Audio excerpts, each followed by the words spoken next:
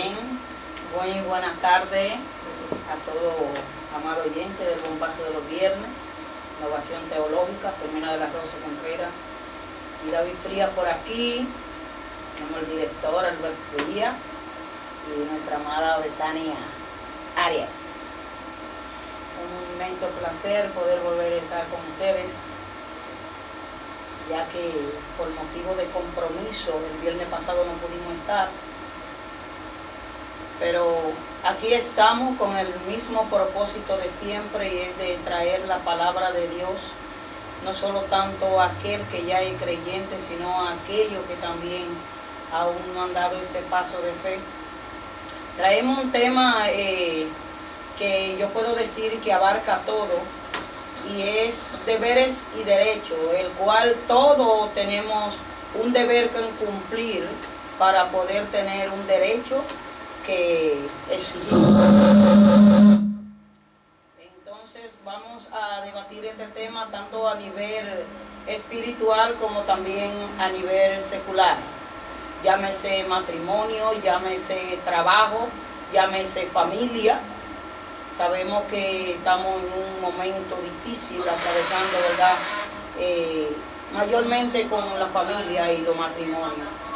Y como siempre, para basarnos a lo que vamos a debatir, vamos a acentuarlo en la palabra de Dios, el cual nuestro hermano David Frías tiene el honor de leer.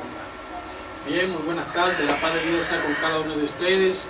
Aquí regresamos nuevamente a los Bombazos de los Viernes. Estamos aquí nuevamente para darle una palabra de Dios a cada uno de ustedes y hablar un tema muy importante que en estos tiempos se está viviendo y que es muy necesario. Yo siempre digo que la palabra necesario viene de necesidad, y es porque es una necesidad lo que este tema en estos tiempos es necesario hablarlo. Quiero ir brevemente para leer la palabra de Dios en el libro de Juan capítulo 14, tres versos del 21 al 24. Por ser palabra de Dios la leemos en el nombre del Padre, del Hijo y del Espíritu Santo. Amén. Dice así: el que tiene mis mandamientos y los guarda, ese es el que me ama. Y el que me ama será amado por mi Padre, y yo lo amaré y me manifestaré a él. Le dijo Judas, no el Iscariote: Señor, ¿cómo es que te manifestarás a nosotros y no al mundo? Respondió Jesús y le dijo: el que me ama, mi palabra guardará, y mi Padre le amará, y vendremos a él, y haremos morada con él. El que no ama, no guarda mis palabras, el que no me ama. Y la palabra que habéis oído no es mía, sino del Padre que me envió. Dice así: mas a todos los que le recibieron, a los que creen en su nombre, le dio potestad de ser hechos hijos de Dios. Ese es Juan 1:12. Padre, gracias, Señor, por tu palabra es viva y eficaz. Te damos la gloria y la honra, Señor, y te pedimos que nos ayude a hablarla con denuedo, con verdad, con revelación, Señor. Padre, y que sea, Dios mío, eficaz para cada uno de lo que la vamos a escuchar y de lo que la vamos a hablar. En el nombre de Jesús, amén y amén. Bien, vemos aquí en la palabra de Dios, y nos vamos a ir primeramente a lo espiritual, que es lo primordial. Dios nos manda en sus palabras, ¿verdad?, de que debemos de buscar el reino de Dios y su justicia, y las demás cosas son las que vienen por añadidura. Muchas veces hacemos todo lo contrario, y es que buscamos la añadidura antes que el reino de Dios y su justicia. Todos somos creados por Dios, pero no todos somos hijos de Dios. Y usted diría, ¿cómo así? Bueno, aquí la palabra en Juan 1:12 lo declara, que es a todo aquel que le recibe, a que él llama y le da potestad de ser hijo de Dios. Y cuando hablamos de potestad, viene siendo de un derecho, de una virtud que otros no tienen, un privilegio. Entonces, por eso es necesario de que usted, que no ha conocido del Señor, entiéndase que usted es criatura del Señor. Y cuando nos hablamos de una criatura, nos podemos ir ya en un ámbito secular para que podamos entender mejor. Un padre puede engendrar un hijo, ¿verdad? Y este sabe que eres su padre.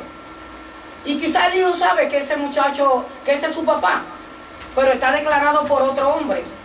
legalmente su papá es quien lo ha declarado. Y esto se ha dado muchas veces. Mujeres que se embarazan de otro hombre que no es su esposo, y entonces su esposo declara ese hijo, pero cuando va creciendo y se oyen los rumores que el hijo va buscando como el parentesco de su verdadero padre, ahí se da cuenta de que legalmente, por una declaración, eres su padre, pero si le buscan la sangre, entonces no es su hijo. Entonces yo quiero que en esta tarde nosotros entendamos de que el diablo no ha creado nada y que todos somos creaciones de Dios, pero no todos somos llamados hijos de Dios. Y hablando aquí en los versículos, de lo cual el hermano David Fría le daba lectura, hablaba de que el que es hijo de Dios obedece su mandamiento. No es un secreto para nadie, ya sea usted cristiano o no cristiano, de que cuando nosotros estamos en el Evangelio o cuando obedecemos la palabra del Señor, es cuando le estamos amando.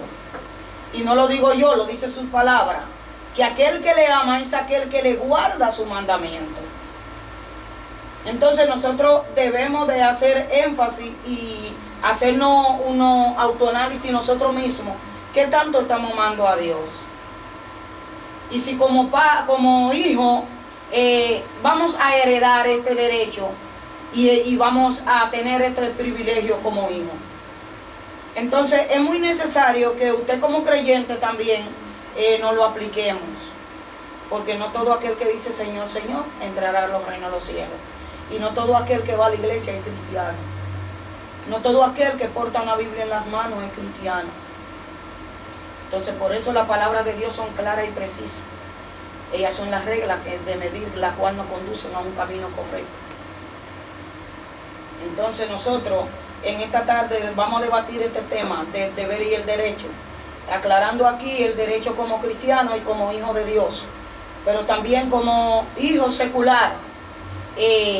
Usted tiene un padre el cual fue declarado por ese hombre y también mantenido, y vemos que muchos paran solteros no solo hasta los 18 años.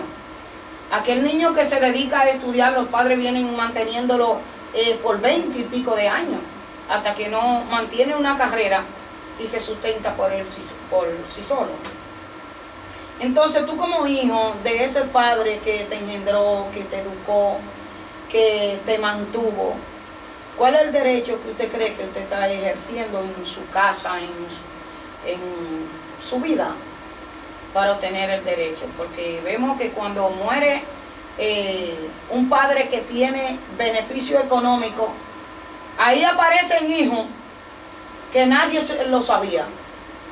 Pero no es porque quizá quería que ese era su padre, porque no lo buscó en vida, sino es porque ya hay un beneficio que adquirir y los derechos todos lo queremos. Pero el deber es muy difícil de exigir. Y el director tiene mucha experiencia de esto, ¿verdad? Con estudiantes, ¿verdad? Con mi propio padrastro que me demandaron por 20 millones de pesos y 30 años de prisión. Bueno, ya usted puede imaginarse. Entonces, cuando estudiamos, por tomarlo así, ¿verdad? Tenemos un deber como estudiante, y es cumplir con las normas y los derechos que se le exigen. Para entonces usted requerir, o sea, el deber, ¿verdad? Para usted requerir el derecho de ¿qué? De como pasó el año pasado, que esperemos, director, que este año no pase, ¿verdad? No se le arme la guerra. De que todos podamos ser responsables y podamos cumplir para nosotros seguir nuestros derechos. También a nivel, ¿verdad?, mundial, vemos cómo se están dando las cosas y que no tenemos ese derecho, pero sí tenemos que cumplir un deber y nos exigen